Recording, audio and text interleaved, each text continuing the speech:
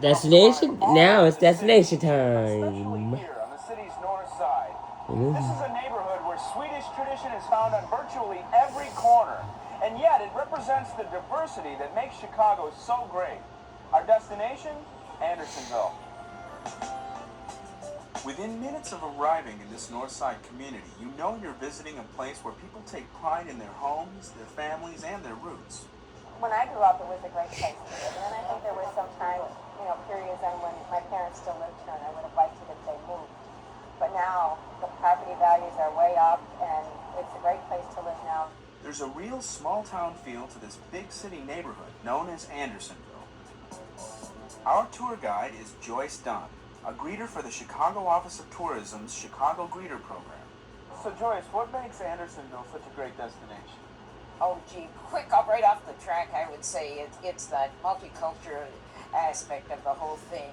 You just walk along the streets and you see stores and shops and restaurants from every nation under the sun. That's primarily the surface of it. But when you get underneath, you really look for that Swedish element, which was the origin of this neighborhood. The neighborhood dates back to the 1800s when immigrant Swedish farmers began moving north into what was at the time a suburb of Chicago. That rich Andersonville history is preserved at the Edgewater Historical Society and Museum. Now, Andersonville is essentially part of Edgewater, a larger community, correct? Correct. And Andersonville is one of the communities in Edgewater, and we serve the Andersonville community. And the heart of that community is what? I would say the heart of the Andersonville community is Clark Street. To walk along Clark Street is to walk down one of Chicago's most historic thoroughfares. Clark Street began as an Indian trail, and later on it became part of Green Bay Road, which goes all the way up to Green Bay, Wisconsin. Today, Clark Street is a vibrant, bustling commercial district with block after block of unique shops and restaurants. Seems like there's some nice nightlife and dining around here as well. Oh, wonderful. You have a choice of multinational anything you want. And I hear there's some pretty good cinnamon rolls somewhere around here. Oh, that Swedish bakery, that's really tops. And plus, Ann Sather's that serves them. They make their own special kind. And right next door to Ann Sather's, nourishment for the mind at the Swedish American Museum Center. Since 1976, this museum has been an anchor of Andersonville. Its permanent exhibit, The Dream of America, highlights the contributions of Swedes to our city. The Swedes who came here got involved in the building industry or the building business. After the Great Fire in 1871, which coincided with the mass immigration from Sweden.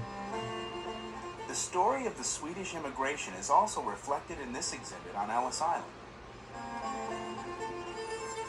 There's also a children's museum, and during the holiday season, many ways to learn about Swedish holiday tradition through classes and seminars.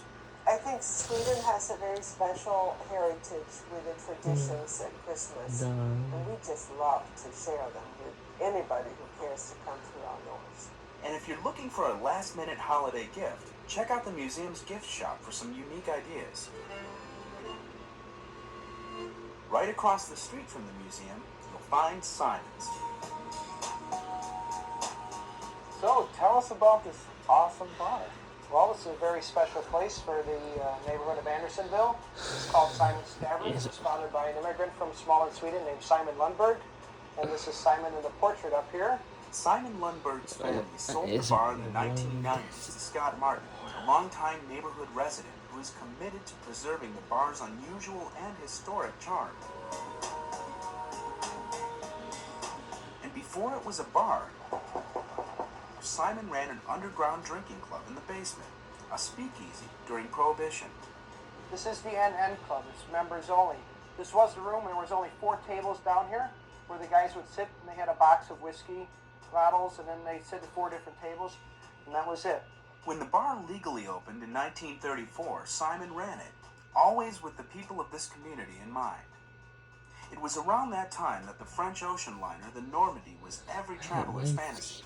there was such hoopla, and nobody, of course, in this neighborhood could afford to go on the Normandy. Simon thought he'd try to build a bar that would have the feel of one on the Normandy. So that's why you see the portals in the back bar, and all the woodwork is rounded, curved, giving it nautical feel. Patrons still enjoy the neighborhood bar feel at Simon's. The holiday season is a great time to stop by Simon's for a trip down memory lane. And it's a great time to visit Andersonville, where every year the holiday spirit comes alive. The best way to get here? On the CTA, of course. Here are the routes that will get you here. It's 22 Clark, 50 Damon, 92 Foster, 84 Peterson, 36 Broadway, Red Line. So Hey, why right not there. explore Andersonville on the CTA?